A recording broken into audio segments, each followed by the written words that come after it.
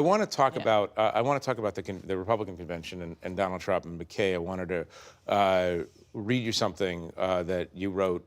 We posted last night. For a brief moment, Americans saw Donald Trump try something new, stick to a script. Addressing delegates at the Fiserv, I don't even know how to pronounce that. Fiserv, yeah. Is that right? Fiserv Forum in Milwaukee.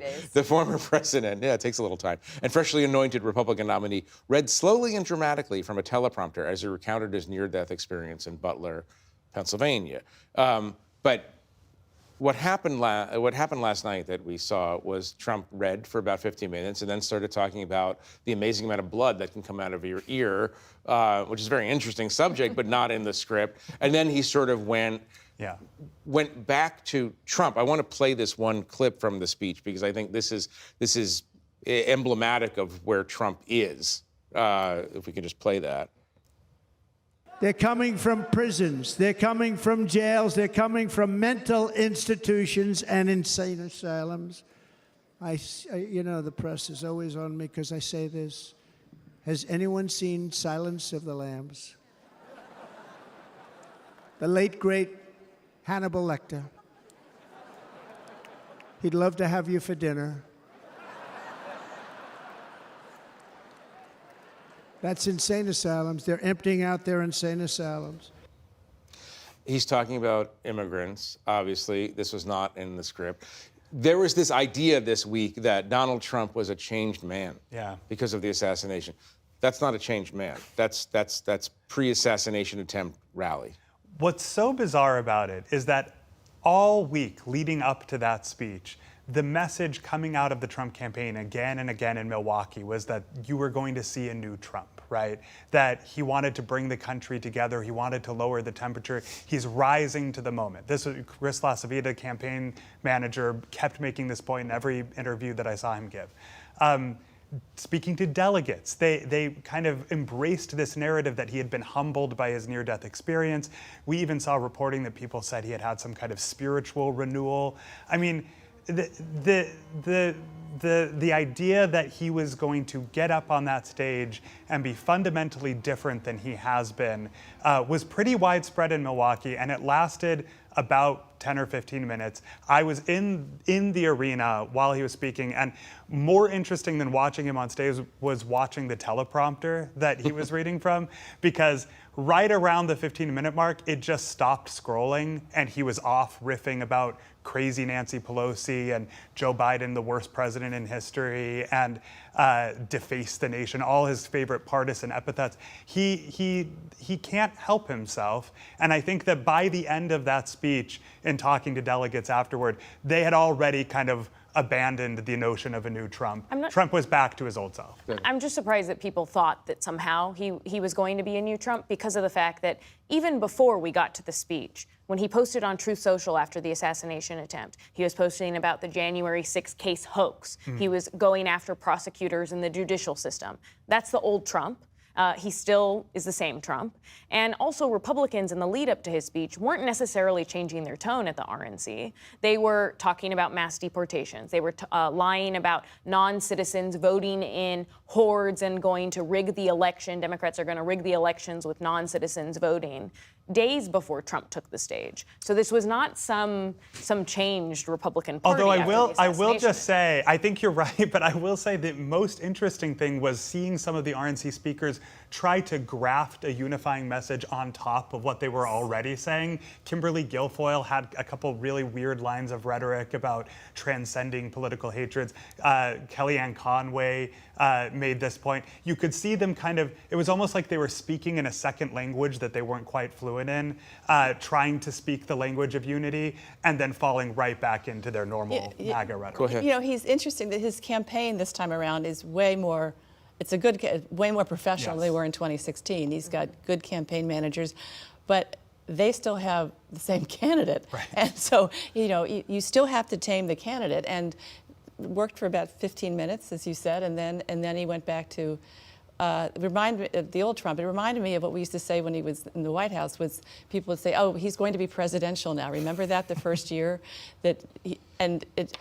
we waited a long time. You know. Yeah, I mean, we've The been presidency promised was going to 14 or take- 16 times some Right. sort of. So my question is, I mean, how the assassination attempt, this terrible moment in our history now, how this assassination attempt changes Trump's relationship to his own personality, to God, we're not going to be able to figure out. My question is, how does it change the race, or does it change the race? I don't think it changes the race. I mean, at least in the focus groups that I've been sitting in on all week, and some of them were with two-time Trump voters, they said that they weren't changing their vote. And those two-time Trump voters, yes, this is just 9 people in that one focus group. Yeah. But they said they weren't going to vote for Trump. They also said they weren't going to vote for Joe Biden and Kamala Harris, that they were going to either write in third party or leave it blank. But these were two-time Trump voters that said they weren't going to vote for Trump anymore because they had already made their decision. And that was after the assassination attempt. And then there were swing voters that also said similar things, which was that the assassination attempt did not change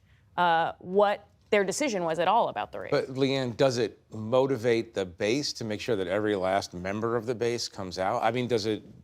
I mean, that's what this absolutely does. Like the assassination attempt, absolutely. I mean, the delegates at that convention, Trump was a God-like figure there. They were literally equating him to God, being able to escape death. So yes, but many Republicans I talked to, elected officials, I talked to, Richard Hudson, chair of the NRCC, Speaker Mike Johnson, and they think that there could perhaps, they don't have polling yet, there could be a little bit of an empathy bump. It's not going to be 2 points, 3 points, but it could be that, especially when you pair it with President Biden's debate performance. And I know, I have a little bit different of a take on this convention. For the most part, yes, there were those old, Trump moments, and there were the, the mass deportation and that stuff. But by and far, they largely avoided the most controversial components of the Republican Party. There was no mention, there was very little mention, just minor speakers of pardoning January 6th rioters. There was not really any talk about abortion, no talk about guns, really.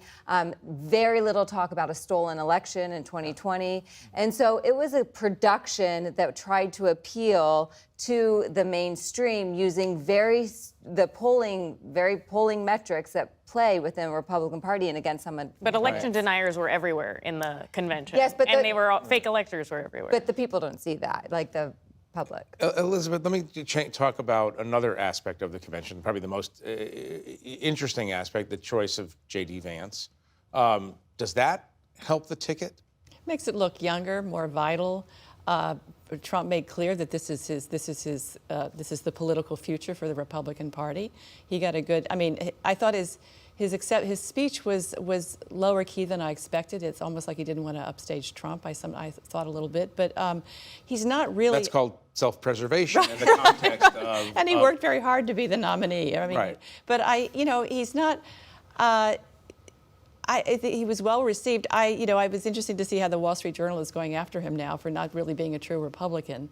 He's talking about perhaps raising taxes, all this sort of, will that matter? I don't know. By the way, the idea of real Republican is so interesting. McKay, you obviously wrote the biography of Mitt Romney, who wasn't there. The other living Republican ex-president, George W. Bush, wasn't there. The 3 ex-living vice presidents weren't there. It's not the Republican Party. It's not the Republican Party. It's some sort of hybrid of Republican Party, isolationist, and ultimate fighting in a kind of way. I mean, I was checking in with many of those Republicans who were not there and would have been in past Republican conventions throughout the week. I was texting them, and the overwhelming sentiment from them was not just, wow, I disagree with a lot of what I'm hearing. Wow, I really don't like the JD Vance pick. I did hear some of that. More than anything, it was an overwhelming apathy about what was happening in Milwaukee. The Mitt Romneys and Paul Ryans and Dick Cheneys, George W. Bush's, they are so far removed from what the GOP has become that it's almost like watching, some kind of distant spectacle. Like they feel totally not invested in this party anymore. And it's because of genuine ideological transformation that has happened in this. Let me ask you in a few seconds that we have left, Laura, would there would that group, if it supported Joe Biden, would it make a difference, or are they sort of just castaways? I think it potentially could. And a lot of those Republicans, like the Adam Kinzingers of the world, say that if it is Joe Biden, they're going to stick with him and they're going to try to get those independents and Nikki Haley voters to go to Biden.